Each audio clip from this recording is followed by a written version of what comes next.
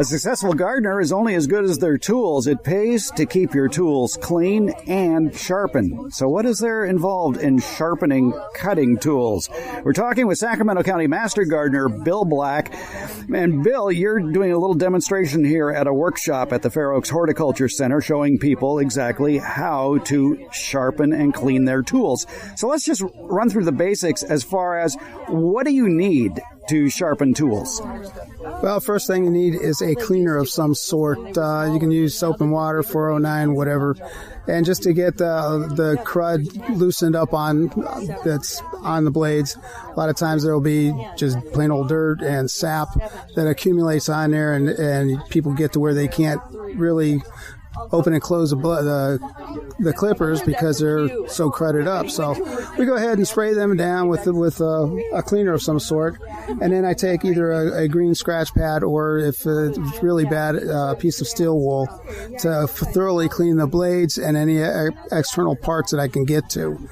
Then I'll go ahead and clean them very well, and then rinse them, dry them, and then using a carbide steel sharpening tool available through Amazon and fine stores everywhere to basically tune up the blade, realign the blade so it's, again, sharp.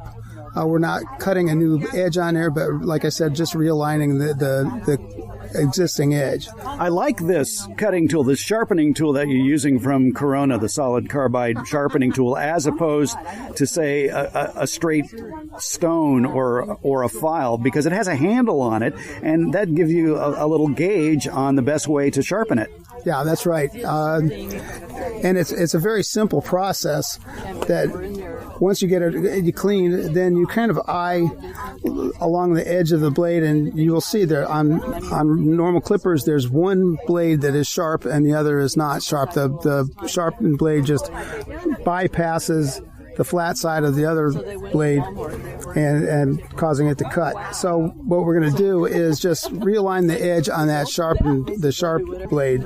So we kind of have to eyeball it and lay the tool against the edge of the blade following the bevel, and make sure that it's as close to that bevel as you can get. If you have it on too much of an angle, you're going to take the edge off the blade, not enough of an angle, and it will have no effect whatsoever. The strokes you're making, it's a single stroke where you're starting near the handle and working up to the tip and just taking it along that beveled edge at exactly whatever that bevel angle is. Just sharpen up that one side. You don't have to do that to the other side. Well, you do the other side, but at a much shallower angle, because you want to go ahead and align both sides of that edge for it to be sharp. So you just simply place the edge of the sharpening tool against that bevel and draw it from the bottom of the blade to the tip about 4 or 5 times. You'll feel it get smoother as you do it. Then you turn the blade over and put the sharpening tool at almost flat against that blade and the edge, and draw it another 6 or 7 times along there, and you're done with that. That's what I like about the handle, the red handle on this Corona sharpening tool, is it gives you that angle when you're attempting to clean or sharpen that back side of that bypass pruners. Yes, just the back side.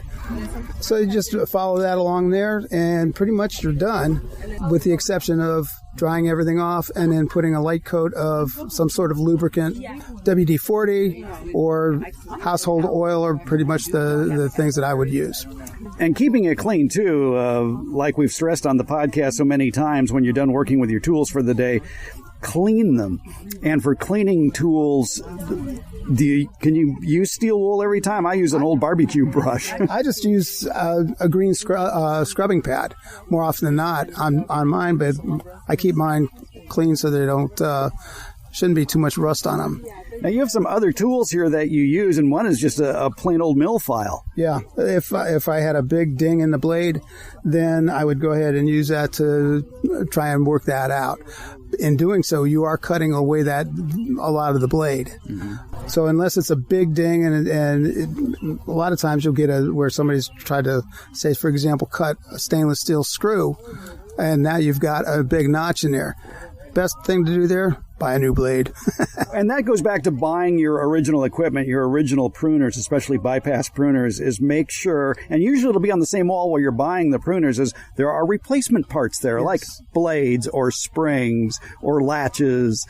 Right. You can probably, if not, go online. Spend money once and then you'll have a tool forever if you take care of it. Right, right. And we should point out, too, we're talking about bypass pruners here, which, as you mentioned, the sharp blade bypasses the bottom blade, if you will. Whereas anvil pruners, the sharpened blade hits a plate. But, you know, if you ask 10 gardeners what they do with anvil pruners, I think 9 out of 10 would say, I don't use them. I don't use them, no. Even most of the loppers are just larger bypass blades. So. You want that. When you move up to loppers, which have long handles and are pruners, you would choose a bypass over an anvil. Right, correct. So there you go. If you buy pruners, spend some money, get some good quality ones. There's Corona, there's Felco. What other brands do you like? Those are the two that I'm familiar with. So. All right, Corona and Felco. Spend some money. Take care of them. They'll last you a lifetime. Bill Black is a Sacramento County Master Gardener here at the Fair Oaks Horticulture Center. Bill Black, thanks so much. You're quite welcome.